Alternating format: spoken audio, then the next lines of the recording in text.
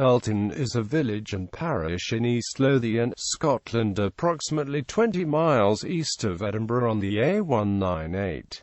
It contains 7,500 acres. Dirleton lies between North Berwick, Golyn, Fenton Barns and the Yellowcraigs Nature Reserve, Archerfield Estate and the Firth of Forth Gullane parish was joined to Dirleton parish in 1612 by an Act of Parliament because Golyn is a decaying toun, and Dirleton is a thriven place.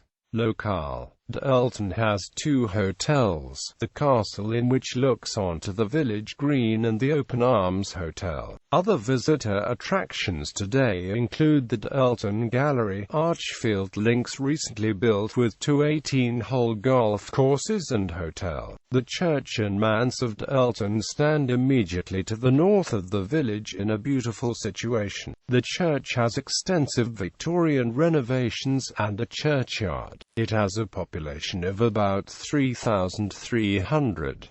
The churchyard contains an odd stone of 1746 to a George Seaton, including two stern-faced mermaid caryatids. The school is by John Alexander Carfrae, who built many Edinburgh schools.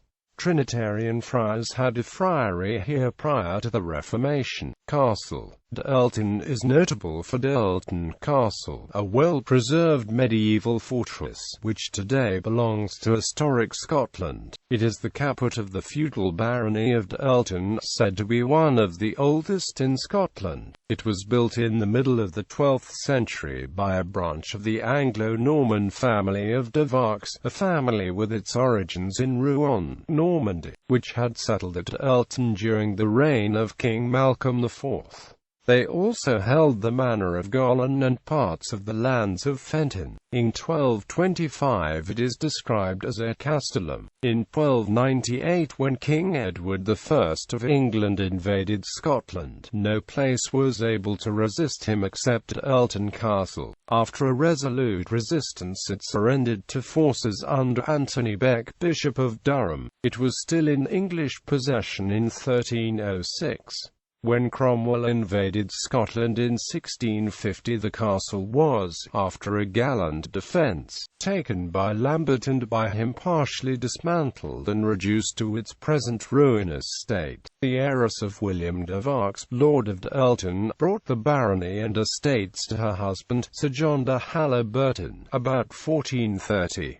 The grandson, Sir Walter de Halliburton, High Treasurer of Scotland, was created a Lord of Parliament in 1447. This family failed in the male line and an heiress took Dirleton to her husband, Lord Ruthven, grandfather of the Earl of Gowrie, who was forfeited in 1600. The barony then graduated to a number of proprietors during the corrupt 17th century. Finally, Sir John Nisbet, Lord Dirleton, a senator of the College of Justice, acquired it in 1663 and the barony remained with this family into the 20th century. In 1923 the Nisbet family donated the castle to historic Scotland. In the late 20th century this feudal barony was purchased by one Patrick Hannigan, from Salvador in Brazil, who subsequently bequeathed the barony to the present Baron of Dirleton, Camilo Aga Imperera of Fulwood and Dirleton. He was later confirmed as such by disposition recorded in the Land Register of Scotland on April 22, 2002. Since the abolition of feudal tenure, etc., Act 2000, which abolished feudal dues and the legal jurisdiction of the baron, all baronies have now been separated from the caput, but this has not affected the dignity of baron. The site of the barony of Dirleton today is Lamb Island, which was owned by the barony of Fulwood Trust and then in 2009 was sold to Uri Geller. Congleton. The feudal barony of Congleton gave its name to a very ancient family that subsisted in a part of Dirleton parish for 20 generations in the male line. The first on record, Robert de Congleton, witnessed a charter of Richard de Morville, Constable of Scotland, circa 1162.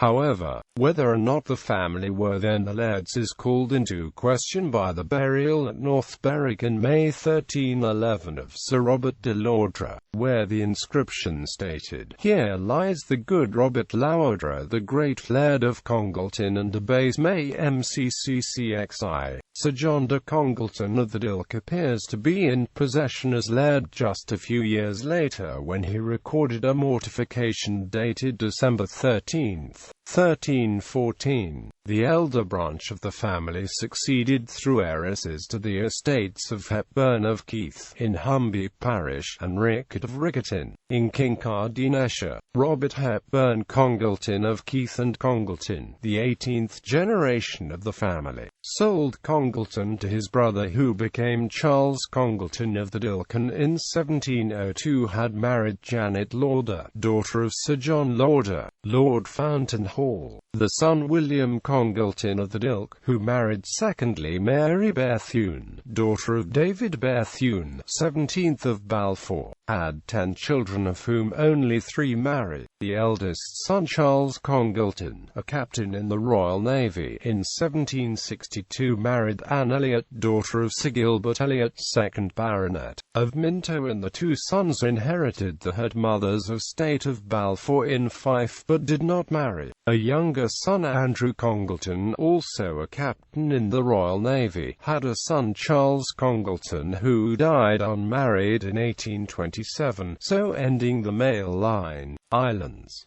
3 islands, Fidra, Ibris, and the Lamb, belong to the parish of Dirleton. Fidra is the largest, directly opposite the village, and a mile from the shore. Upon it there was once the castle of Tarbert, a possession of the Congleton family.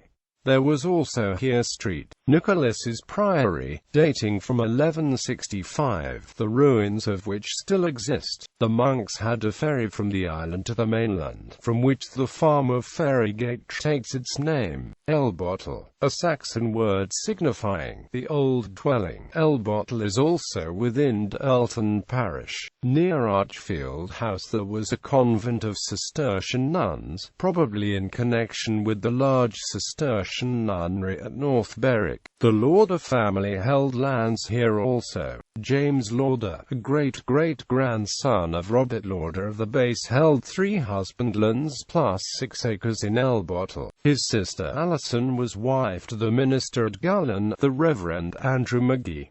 Radar Station. The radar station lies just to the north of Dirleton and is one of a handful of Second World War GCI radar complexes that have survived demolition. In the early 1940s it was a site for mobile control and aerial trailers, but because of the continued incursion of night raiders, more sophisticated equipment was required to direct friendly fighter aircraft to the enemy, and the earlier chain-home radar network needed to be augmented. The latter was designed to detect incoming waves of German aircraft during daylight and direct British fighters to a point where they could make visual contact. In darkness, however, Central Command had to direct night fighters to within hundreds of meters in order to engage the enemy, and the station at Dirleton was constructed as part of a system designed to provide this level of accuracy and control. The main operations block, often called a hippodrome, was the hub of the complex, and it was from here that underground cables ran to the various transmitters and receivers in the surrounding areas. These included height-finding equipment, plan and position indicators, and machinery for the identification of friend and foe signals sent by incoming aircraft. The information obtained was collated in the operations room and relayed to the fighter stations at Drem and the training unit at Charter Hall. Although staff were not billeted at the station, it was largely self-sufficient with its own water supply, sewage treatment plant, generator house and telephone exchange.